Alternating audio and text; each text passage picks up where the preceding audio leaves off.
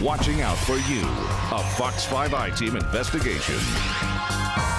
Well, students fooled by a dishonest piano teacher say they want some answers. Our I-Team first exposed the false credentials of John Stonko, a man who students say claimed to be an Emory University PhD and a generous provider of piano lessons to orphans. Right. Well, I-Team reporter Randy Travis says even though Stonko also fooled Emory, his private students want an explanation from the school. Randy? That's right. That's because they first met Stonko when he was working as a part-time instructor for Emory's continuing ed classes called Evening at Emory. Students say they believed his false credentials because they trusted the school had checked him out first.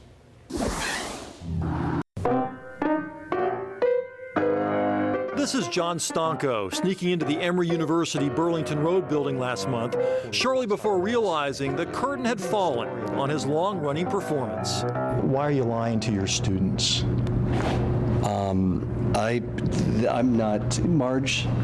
We need to talk to you about this. Pretty serious stuff. You can make an appointment. You're not to be in this building. Are you to be in this building, sir? Yes, I am. Are you a faculty member of Emory? Listen, Are you a faculty member of Emory, sir? He has nothing to do with Emory. Yet the I-Team found Stonko boldly teaching private piano lessons in the Emory music department at a whopping $80 for what students say often wound up being a 45-minute lesson.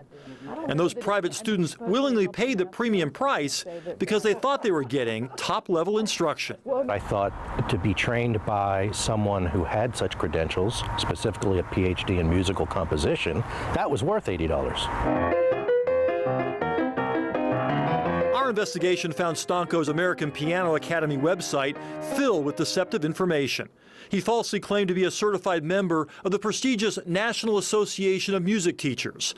The photo of his supposed executive committee, a ripoff from the CD cover of an acoustic folk group in New England, with Stonko's picture edited over one of the band members. He said the photo was just there as a placeholder for the website, but that same fake executive committee urged people to help support an organization called the Piano Orphanage Project, where you could use PayPal to donate as much as $160,000. Stonko was the executive director. The deceptive information has since been removed. Do you feel you got ripped off? Yes, I do. Former students like Michael Kay did not contribute to the Orphan Project. Stonko later said no one did. The idea was only a dream, and the site was not supposed to be live. Yet he said something else last month when talking to an undercover I-Team producer about his piano program. what we do is we bring piano lessons to the orphanages. So you go over and teach kids in an orphanage? We do, yeah, we sure do. And that occurs on the weekends, so it doesn't influence us, as much my schedule during the week. Stonko once had an Emory connection. For 15 years, he taught adult piano classes on the other side of campus through the school's Evening at Emory program. But 2 years ago, former student Michael Kay became suspicious of Stonko's lofty credentials, an Emory PhD that turned out to be false, 2 other advanced degrees that turned out to be from a correspondence school that some states labeled a diploma mill. I was thinking, how could somebody get a degree at a correspondence school to play piano? Kay pushed Emory for answers until late 2010, when the school announced all the Evening at Emory piano classes had been canceled for low enrollment. But Stonko continued to play the profitable role of Emory professor. And I teach, here college classes as well. At Emory? Yeah, I do. Yeah. Oh, wow. Yeah, so I'm here a lot, and It's almost as if he was trying to be on the same level as you. It sounds like it, yeah. But here's how the real director of Emory's Piano Studies program sounds.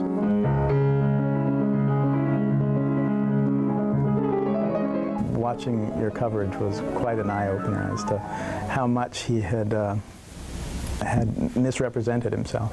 Where are we going? You got a student back there. Stonko wouldn't stop to answer questions, so after following him into another Emory building, we returned to check on the private lesson student he had left behind. Didn't take long. I have told you that Well, you can't want me in here. Come on. This is inappropriate. And despite all of this, that same night, former students say Stonko moved all of his private lessons to another Emory building, the Schwartz Center for Performing Arts right down the street, where they say he continued to teach his classes, all the time looking over his shoulder, right up until the week our investigation aired. He may have just come in and said, "This is my studio," and started to teach here. And they would have believed him. Why wouldn't you, you know? We're definitely on the lookout for him, and if he shows up here in the Schwartz Center, he won't be here long. Meanwhile, some of his former students are considering a lawsuit, like Larry Silverman, who just happens to be a consumer rights attorney. I analogize that to someone who buys a Cadillac, but the dealer delivers a Chevrolet. They're both cars. They get you where you want to go. So what's the harm? Well, the harm is the person paid for a Cadillac.